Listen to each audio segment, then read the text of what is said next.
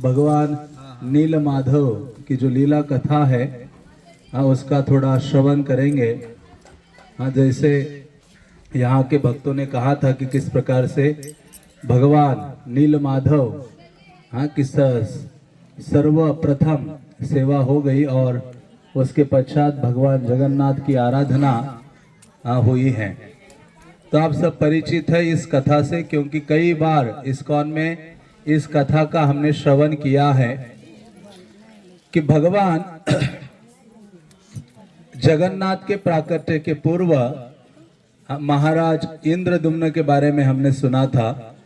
तो महाराज इंद्रद्युम्न जिनके दर्शन की लालसा जिनको थी वो भगवान नील माधव थे। ब्रह्मा जी के 5वीं पीढ़ी में जो राजा आए, इतने महानतम राजा हुए हैं, ऐसे राजर्षि हुए हैं कि ऐसा राजा फिर से मानो नहीं हुआ है, ऐसा स्कंद पुराण आदि वर्णन करता है। तो कहते हैं कि जब ब्रह्मा जी ने प्रार्थना की थी कि इन जीवों का कल्याण कैसे हो सकता है, तो स्वयं भगवान प्रकट होकर उन्होंने कहा कि आगे चलकर मैं अपने धाम नीलाचल में प्रकट होऊंगा, जगन्नाथ बलदेव सुभद्रा के रूप में वहां निवास करूंगा और जगत का कल्याण करूंगा अपने दर्शन के द्वारा, अपने प्रसादम के द्वारा। तो इसलिए आगे चलकर उन्होंने कहा था, लक्ष्मी देवी ने ब्रह्मा जी को और यमराज को भी कहा था कि आगे चलकर ब्रह्मा जी के आपके ही 5वीं पीढ़ी में एक महानतम राजा होंगे जो मालव प्रदेश अवंती के नरेश होंगे, राजा इंद्रद्युम्न। उन सबको आप लोग सहायता करो, उनके कारण भगवान जगन्नाथ का प्राकट्य होगा। तो ऐसे राजा इंद्रद्युम्न भगवान की देखने की उनके हृदय में लालसा थी, बल्कि इतनी भक्तों की सेवा करते थे कि जहां राजा इंद्रद्युम्न रहते थे उसके एक जगह उन्होंने वैष्णवों के लिए, भक्तों के लिए भी बहुत सारे कमरे और रूम उन्होंने बनाए थे, जहां आकर भक्तगण वहां निवास करते थे। और जब भक्त वहां निवास करते थे तो आपस में चर्चा करते थे कि हम यहाँ से भ्रमण करके आए हैं, वहां से भ्रमण करके आए हैं, यहाँ से दर्शन किया है। ऐसे कई सारी चीजों को राजा अपने कानों से सुनता था। फिर एक दिन सारे मंत्रियों को लेकर, सारे वैष्णवों को लेकर राजा बैठे और उन्होंने कहा कि मैं अपने इन्हीं नेत्रों से भगवान का साक्षात दर्शन करना चाहता हूं। यत्र साक्षात जगन्नाथम, कि भगवान का अपने इन चक्षुओं से दर्शन करना चाहता हूं। इस पृथ्वी में भगवान कहाँ विराजमान है? तो उस सारी सभा में एक व्यक्ति अचानक खड़ा हो जाता है। स्कंद पुराण कहता है कि वो जो व्यक्ति है वो भगवान ही थे, भगवान नील माधवी थे या भगवान जगन्नाथ ही थे। एक व्यक्ति के साधु के वेश में आए और वहां खड़े हो गए और उन्होंने कहा कि मैं अभी अभी उत्कल प्रदेश से आया हूं, जहां महानदी के तट पर भगवान नील माधव विराजित है, जिनका मुझे दर्शन प्राप्त हुआ है और इतने अद्भुत और बहुत दयालु है। और जिस व्यक्ति के पास भी नेत्र है उस व्यक्ति को जरूर जाना चाहिए उस स्थान में और अपने नेत्रों से भगवान नील माधव का दर्शन करना चाहिए। उन्होंने कहा मैं तो कुछ साल के लिए वहां रहा, 1 साल के लिए रहा, और वहां रहकर मुझे भगवान ने सेवा का अवसर प्रदान किया और ऐसी सेवा करते करते मेरे हृदय में भगवान के लिए इतना अत्यधिक प्रेम जागृत हो गया कि मैं जहां जहां जाता हूं वहां वहां मुझे नील माधव ही दर्शन प्रदान करते हैं। तो इस प्रकार से उन्होंने कहा था। तो उन्होंने कहा, हे राजा, आपको ये मनुष्य जीवन मिला है, सारी संपदा आदि मिली है, आपको निश्चित रूप से जाना चाहिए नील माधव का दर्शन करने के लिए। तो उस साधु ने कहा कि मैं इसलिए नहीं कह रहा हूं कि आप मुझे कुछ दान दोगे, मेरे लिए कुछ लैंड जमीन आदि दोगे, रथ दोगे, घोड़े दोगे, रत्न दोगे, इसलिए मैं नहीं कह रहा हूं। मैं इसलिए कह रहा हूं कि ये जीवन मिला है और भगवान साक्षात अभी विराजमान है नील माधव के रूप में। चतुर्भुज रूप है भगवान का। कितने भुजाओं का रूप है? चतुर्भुज है। तो ऐसे उन्होंने कहा था और भगवान उस साधु, भगवान ही साधु के वेश में आए थे और जब ये बोला तो महाराज इंद्रद्युम्न के हृदय में बहुत अधिक लालसा हो गई। हाँ, उन्होंने कहा कहाँ में जाओ, तो उन्होंने उस साधु ने कहा था, इस प्रदेश का वर्णन किया था। तो उस समय राजा के मंत्री अपने जो भाई है विद्यापति, जिनका कथा आपने कई बार सुना है, तो विद्यापति के साथ अन्य लोगों को भेजते हैं। और जैसे ही विद्यापति को पता चला कि मैं भगवान को देखने के लिए, ढूंढने के लिए जा रहा उस स्थान के लिए, तो विद्यापति कहते कितना बड़ा मेरा सौभाग्य है कि मैं ऐसे परम भगवान का दर्शन करूंगा जिनके चरणों से गंगा बहती है। ऐसे भगवान का मुख कमल दर्शन करूंगा जिनका मुख का दर्शन करने मात्र से करोड़ों करोड़ों जन्मों के पाप विनष्ट हो जाते हैं। और ऐसे परम भगवान का दर्शन करूंगा जिनकी शुभ दृष्टि मेरे ऊपर पड़ेगी और मेरा परम कल्याण होगा। उनके चरण कमलों की मैं शाश्वत रूप से प्राप्ति करूंगा। ऐसी कई सारे विचार आने लगे। कभी हमें विचार आते हैं ऐसे कि अरे कितना बड़ा सौभाग्य, जगन्नाथपुरी जाऊंगा, वही जगन्नाथ का दर्शन करूंगा जो रथ के ऊपर बैठ के बाहर निकलते हैं, अपने दृष्टि मात्र से करोड़ों लोगों का उद्धार करते हैं। ऐसी भावना हमारे अंदर नहीं आती है। तो ऐसी भावना विद्यापति के अंदर आई। स्कंद पुराण में बहुत बड़ा कई अध्यायों में ये कथा वर्णित है। तो ऐसे जब विद्यापति ने ये भावना व्यक्त की और वो निकल पड़े, भगवान का नाम कीर्तन करते थे पूरे रास्ते में। अवंती प्रदेश कहाँ है? जो उज्जैन है। अभी जो उज्जैन है वो अवंती प्रदेश है। राजा इंद्रद्युम्न वहां के राजा थे। वो वहां से इनको पहले भेजा, ये विद्यापति चल चल के आए, भ्रमण करते करते इस स्थान पर आए। और ऐसे कहा जाता है कि जब वो एक जगह एक वृक्ष के नीचे लेटे हुए थे तो उनको नजदीक ही कुछ आवाजें सुनाई दी। कुछ भक्तगण लोग भगवान का गुणगान कर रहे थे आपस में मिलकर। तो ये आवाजें सुनाई दी तो विद्यापति खड़े हो गए और देखा तो वो शबरालय था, जहाँ शबरगण निवास करते थे। लेकिन उनको देखा तो ये साधारण लोग नहीं थे। जैसे ही विद्यापति ने देखा वो सारे चतुर्भुज लोग थे, भगवान के अपने सेवक गण थे, वो साधारण नहीं थे। तो ऐसे विद्यापति ने उनको देखा। विद्यापति उनके निकट जाते हैं, जो भगवान नील माधव के सेवक हैं, उनके चरणों में गिर पड़ते हैं, उनका चरणों में प्रणाम करते हैं, उनसे याचना करते हैं कि आप मुझे आशीर्वाद प्रदान कीजिए, कृपा कीजिए ताकि मैं नील माधव का अपने इन चक्षुओं से दर्शन कर सकूं। तो ऐसे उन्हीं के निकट रहे विद्यापति और उनसे कृष्ण कथा अधिक से अधिक सुनने लगे। तो ऐसे विद्यापति अपने आप को बहुत कृतज्ञता व्यक्त कर रहे थे। तो ऐसे विद्यापति ने कहा कि मेरा कितना बड़ा सौभाग्य है कि इतने बड़े जंगलों में आया हूं, वहां भी मुझे भगवान ने भक्तों का संग प्रदान किया है। ऐसे संग में मुझे भगवान की जो कथा है वो श्रवण करने का अवसर मुझे प्राप्त हो रहा है। तो ऐसे विद्यापति वहां रहने लगे। तो विद्यापति ने देखा कि उन जो शबर आलय है वहां के निवासी है, उनमें जो प्रमुख थे विश्वावसु, हाँ, वो आए और उनको इन्होंने प्रणाम आदि अर्पित किया, उनसे चर्चा की और ये समझ गए कि ये जो विश्वावसु है ये इन सब के नेता हैं। और उनसे फिर वो चर्चा करने लगे और उन्होंने उनका स्वागत किया, क्योंकि ये जो विद्यापति ये ब्राह्मण थे और इनका आदर सम्मान भी उन्होंने किया, उनको रहने का स्थान आदि दिया। और इनके हृदय में एक ही इच्छा थी कि मुझे भगवान नील माधव को ढूंढना है।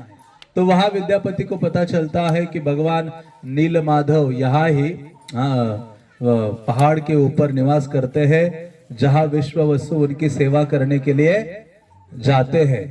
तो ऐसा वो विद्यापति को पता चला। तो ये भी वर्णन आता है कि विद्यापति की जो पुत्री थी ललिता, वो विद्यापति की सेवा करते थे और विद्यापति ने उनसे वहां विवाह करते हैं। और विद्यापति, क्योंकि जो विश्वावसु थे जो भगवान की सेवा करने के लिए पहाड़ पर जाते थे नील माधव का, तो ये किसी को बताया नहीं था उन्होंने। और विद्यापति को लेके जाना तो ये असंभव था। लेकिन ललिता जो उनकी पुत्री थी उनसे विवाह हो गया था। तो उन्होंने कहा आप अपने पिता से कहो कि मुझे अपने साथ ले जाए। हाँ ना करते करते वो तैयार हो गए। विद्यापति की आंखों में पट्टी बांधी जाती है और विद्यापति को ले जाते हैं भगवान के ऊपर पहाड़ पर। आप झाड़ियों के बीच में से, और जब ऊपर जाकर आँख खोलते हैं तो देखते हैं रोहिणी कुंड है, हाँ, जो सारे संसार को पावन करने वाला स्थान है। हाँ, और उन्होंने देखा कि एक विशालतम देवालय में भगवान नील माधव विराजमान है।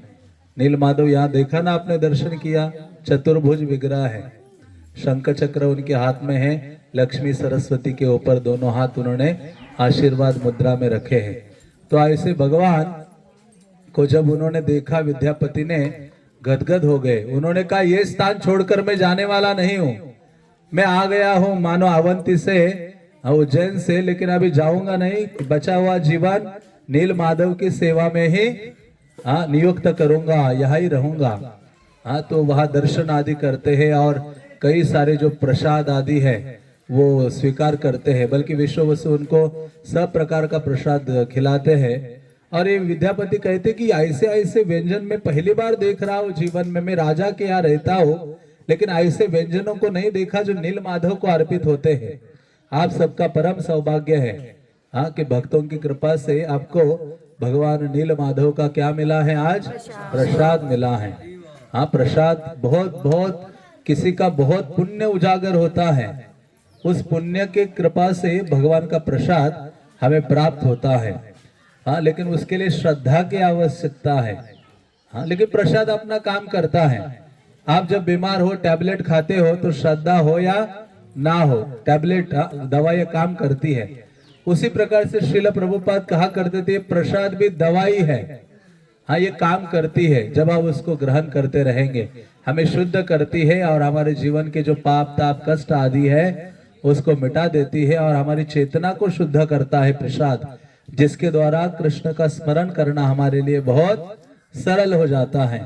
तो ऐसे जो विद्यापति हैं, उन्होंने कहा ये व्यंजन, तो विश्व वसु कहते हैं कि ये तो स्वर्ग के देवतागण रोज आते हैं, भगवान को सुंदरतम स्वर्गीय व्यंजन अर्पित करते हैं, भोग, और भगवान उन सारे भोगों को ग्रहण करते हैं। ये ऐसे व्यंजन है, ऐसा प्रसाद है कि जिसको खाने से शरीर के रोग ताप आदि खत्म हो जाते हैं और उस व्यक्ति की आयु बढ़ती है, जो व्यक्ति नियमित रूप से भगवत प्रसाद का सेवन करता है। तो ऐसे कई सारा महाप्रसाद का उन्होंने गुणगान किया। और फिर विश्व वसु के साथ विश्व वसु ने कहा, क्योंकि भगवान नील माधव तो ब्रह्मा जी के 50 जब आयु होगी तब तक ही रहने वाले हैं, और आगे चलकर सुना है हमने कि राजा इंद्रद्युम्न आएंगे, वो यहाँ और नील माधव अप्रकट हो जाएंगे और 100 या 1000 अश्वमेध यज्ञ करेंगे, तब भगवान जगन्नाथ के रूप में प्रकट हो जाएंगे। ऐसे विश्व वसु ने कहा था। जब विश्व वसु ने ये कहा तो विश्व वसु दुखी भी हो रहे थे, क्योंकि वो स्वयं भगवान नील माधव की सेवा कर रहे थे और उनको ये पता था कि एक बार राजा इंद्रद्युम्न को पता चला और वो जब यहाँ आएंगे तो आते ही भगवान प्रकट हो जाएंगे। तो विद्यापति को कहा कि आप मत बताना कि नील माधव अप्रकट होने वाले हैं, आप आओगे तो विद्यापति यहाँ से वापस चले जाते हैं वहाँ अवंती देश जहाँ राजा इंद्रद्युम्न थे, और एक माला लेके जाते अपने साथ। ऐसी माला नील माधव ने धारण की हुई थी जो कभी सूखती नहीं थी। वो लेके गए तो राजा इंद्रद्युम्न ने भगवान नील माधव का माला देखा तो दंडवत प्रणाम किया। उन्होंने कहा, ये माला धारण करने मात्र से सारे जीवन के पाप ताप सब नष्ट होने वाले हैं और भगवान के प्रति प्रेम की भावना जागृत हो जाती है। तो उस माला को स्वीकार करते हैं और विद्यापति कहते हैं कि मैं अद्भुत दर्शन करके आया हूँ, आपको निश्चित रूप से जाना चाहिए। तो राजा ने दूसरे दिन अनाउंसमेंट कर दिया, पूरा घोषणा कर दिया, घोषणा किया कि हम 2 दिन के बाद निकल रहे हैं नील माधव के निवास स्थल में, जहां जाकर हम निवास करेंगे। तो वो अकेले नहीं निकले, उनकी रानियां, उनकी प्रजा, सब पूरा जो उनका राजधानी था वो खाली हो गया। सारे प्रजा जिन्होंने जो भी अपने पास था घोड़े के ऊपर डाल दिया, बैलगाड़ी पर डाल दिया, थोड़ा बहुत सामान ले लिया, हजारों लोग निकल पड़े किसका दर्शन के लिए। उन्होंने कहा वापस हम अवंती नहीं जाएंगे, आएंगे तो इधर ही भगवत चरणों में रहेंगे, उनकी सेवा करेंगे। तो उनके साथ आ जाते हैं और महानदी के तट पर निवास रहते हैं। फिर वहां नारद जी भी उनके साथ निकलते हैं अवंती से और वो आते हैं उत्कल के राजा, बीच में इंद्रद्युम्न महाराज को मिलते हैं और फिर महाराज इंद्रद्युम्न लिंगराज का दर्शन करते हैं। और जब नीलमाधव का दर्शन करने आते हैं उसके पहले ही भगवान नीलमाधव का जो अप्रकट हो गए थे उनके दृष्टि से बहुत दुखी हो जाते, व्याकुल हो जाते। तब नारद उनको समझाते हैं कि भगवान का प्राकट्य होने वाला है और आप ही कारण बनने वाले हो भगवान के प्राकट्य का। और भगवान अपने विशेष कृपामय रूप में प्रकट होने वाले हैं और उनका रूप होगा जगन्नाथ, बलदेव और सुभद्रा सुदर्शन के समेत। हाँ, तो ऐसे परम भगवान नीलमाधव यहाँ विराजमान थे, जहाँ ब्रह्मा जी ने उनकी सेवा की कई युगों तक। विद्यापति, विश्व वसु आदि ने सेवा की और आज भी वो सेवा कंटिन्यू हो रही है। और भगवान के सुंदरतम एकमेव ऐसे विग्रह हैं जिनके चरणों से निरंतर जल निकलता रहता है, कंटिन्यूअसली जल प्रवाह होता है। तो ऐसे नीलमाधव के तट पर हम महानदी के तट पर बैठे हैं, जहाँ नीलमाधव ऊपर विराजित है और हमें अपने छत्र छाया में बिठाया है। क्योंकि हमारा जीवन क्या है? संसार दावा नल लीड लोका, दावाग्नि से जल रहे हैं। सुबह उठते ही क्यों बोला जाता है ये प्रार्थना? ये हमें समझाने के लिए कि ये संसार हमारे रहने के लायक नहीं है। ये संसार 3 तापों से भरा हुआ है। जहाँ दावाग्नि है, हाँ, हम दावाग्नि का अनुभव कर ही रहे। हम यहाँ 2 मिनट चलने में पाँव कितने कष्ट होता है। तो इसलिए सुबह उठते ही, इसलिए ये गुरु अष्टकम हमें दिया है कि अनुभव करने के लिए कि ये संसार की दावाग्नि सुबह सुबह पहले स्मरण हो जाए, तब हम कृष्ण के चरणों का आश्रय ले सकते हैं। क्योंकि कृष्ण के चरण कैसे हैं? शीतलता देने वाले हैं। हाँ, निताई पद कमला कोटि चंद्र सुशीतल, जे छाया ये जगत जुड़ाए।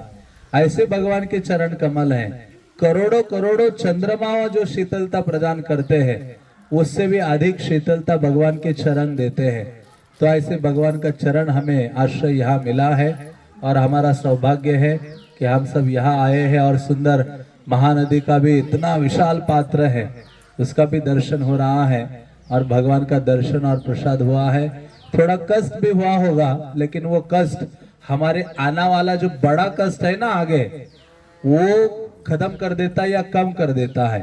त्रायते महतो भयात स्वल्पमपि यश धर्मश त्रायते महतो भयात। भगवान गीता में कहते हैं, अरे आप थोड़ा सा भी मेरे लिए कष्ट उठाओगे ना, अब मेरी थोड़ी सी भी सेवा करोगे, उससे आपके जीवन में आने वाला जो महाभय है, महान कष्ट है, वो उससे मैं बचाऊंगा, उससे मैं रक्षा करूंगा। मानो अभी थोड़ा सा हमें कष्ट हुआ होगा, थोड़ा दौड़ना पड़ा गर्मी में अभी, क्योंकि पता ही था कि उड़ीसा में कोई हिमालय है नहीं कि यहाँ पूरा बर्फ में ही घूमेंगे। हम वहां सोच के आए हैं कि ये गर्मी के दिन है और उड़ीसा में क्या मिलने वाला है? गर्मी मिलने वाला है। लेकिन भगवान देखते कि चलो इन्होंने थोड़ा कष्ट उठाया है, तो इसके जीवन में कोई आगे बड़ी विपदा आने वाली है, तो मैं उस विपदा को ऐसे अपने हाथ से मुट्ठी में दबाकर उसकी पाउडर बना दूंगा।